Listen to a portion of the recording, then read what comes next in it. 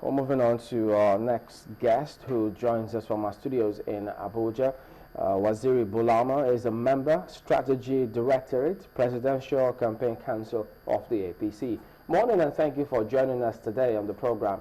Let's go ahead and take a look at preparations for these elections. Yes, we've seen briefings or heard briefings from after the president met with state security chiefs over security. But give us your impression first and foremost on how you see things with respect to our preparations for the elections. Thank you very much. I'm happy meeting your team, Margaret and Suleiman and Chamberlain this morning. Greetings to you guys. We are very closely and carefully following the preparations for the elections. We are very much satisfied with the number of Nigerians that have already collected their permanent voters' cards, which is in excess of 80% according to INEC. We are also very much satisfied, as with other Nigerians, about the processes and inbuilt checks and balances for ensuring that the elections are credible and free and fair. And most particularly, we are happy with the test runs carried out on the use of the card readers, which are introduced mainly to ensure that only registered voters are accredited and allowed to vote, so as to reduce problems of abuse of the electoral processes. All right, Mr. Bulama, let me jump in and ask you, what exactly are you happy about with that result of the mock accreditation conducted by INEC? Well, the majority of Nigerians and those people who undertook the processes in those 6 zones and 225 polling units where this exercises were carried out, the report is that they are satisfied with the operation of the card reader, that their permanent voters card was properly identified by the card reader, and they are satisfied that on election day they would that would be the process that would be credible. And in any case, you see, just yesterday, this daily newspaper, which is one of the widest read papers in this country, in its editorial, endorsed the use of the card reading machines for use on election day. Let me bring in this perspective, because I think I may just be missing something, because the data that I've got before me here, the draft table of reports of mock election conducted on March 10th, 2015 by INEC, it shows a total failed attempts of 41.1%, but then we've seen states, particularly states in the north. Let me take, for instance, Nasarawa State. Nasarawa State had a total number of those who came for the accreditation was 998. Those who were able to complete that accreditation, having shown up, was 356. The failed attempt rate in Nasarawa State is 64.3%. Exact same figure for Niger State. That's the failure rate. Why are you happy about this? Well, the issue is those failure or challenges that were that came up have been identified, and solutions are being found for them. So, but on the whole, generally the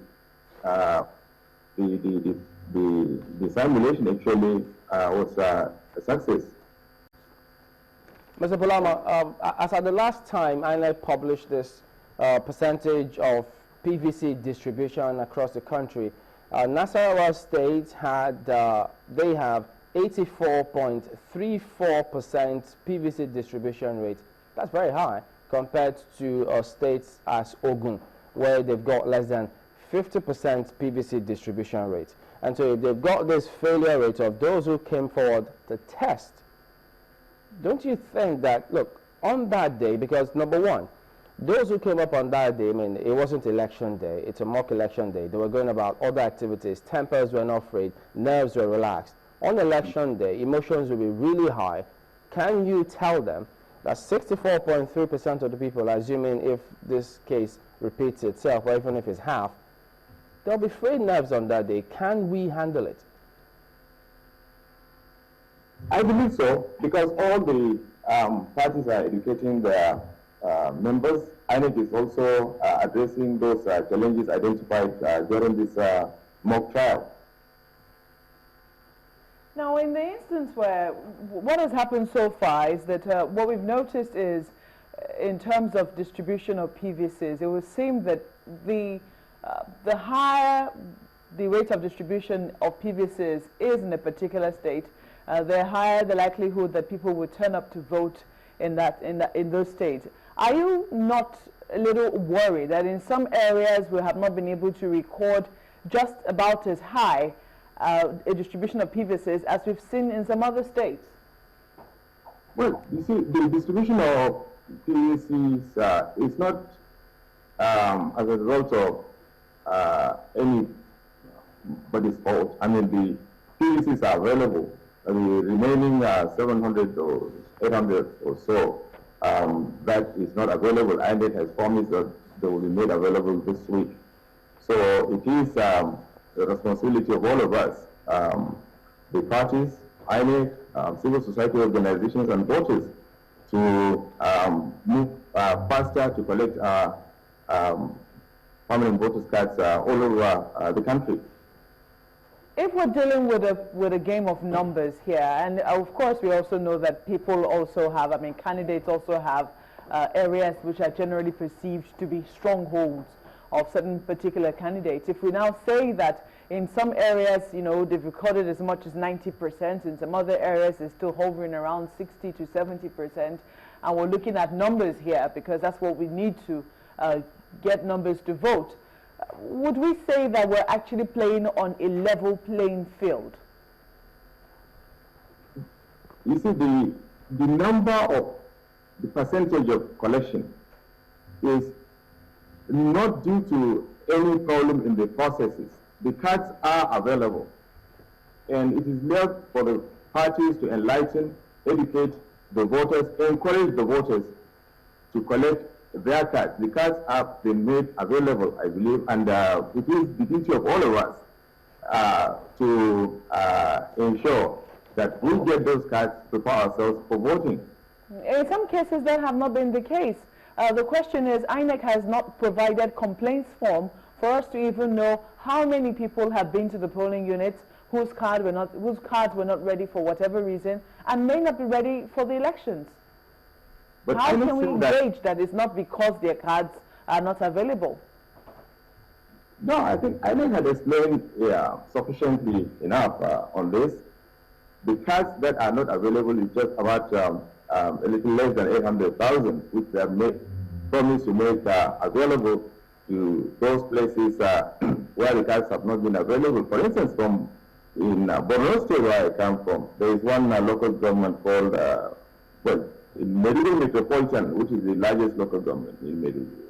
There's a neighborhood called Mesandari that has 100 registered polling units. And actually, this time, that neighborhood has not got its card. And there is also another one, Maiduguri in Jerelo, just close to Maiduguri town, that has not got its card. I can understand in these areas, maybe that's why INEC is saying the cards are not available, and they'll make them available this week. And we've been speaking to the people there and encouraging them to remain on standby. That any moment INEC makes the cards available, they should rush in to collect the cards before the deadline. What if, for whatever reason, those people's cards do not come? Not because INEC doesn't want to provide them, but for whatever reason, they're not sure, because there's samples of communities like that here and there. The people are really itching to vote. It's for no fault of theirs, their cards do not turn up. What would you tell people in those areas for the elections?